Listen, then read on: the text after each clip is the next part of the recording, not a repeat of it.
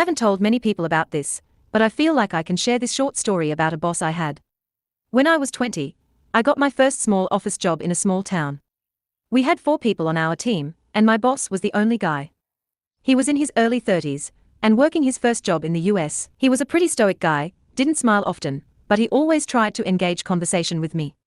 A few months into working there, he started doing inappropriate things like complimenting me on my looks, comments about my body, and being overly nice to me. He didn't do this with my co-workers, just me. Every time I had a question, even when it was a super simple one, he would pull up a chair next to me and get super close to me, but pulled it off as him trying to take a closer look at my screen. I ignored it for a while. It was my first job, and I didn't want to stir up any trouble. But things started to escalate. He started giving me goodbye hugs, saying things like "I'll miss you" when I leave on Fridays, and even placed his hand on my thighs a few times. He went so far as to asking me out on a date, but got upset when I suggested we invited my co-workers as well. I tried to discourage him from doing these things, like not hugging him when we said goodbye, but then he would playfully say things like, "You have to do what I say, I'm your boss." I addressed my concerns with my co-worker, and she admitted that she has noticed how inappropriate he's been with me. She suggested I tell someone else in the company about it, someone with more authority.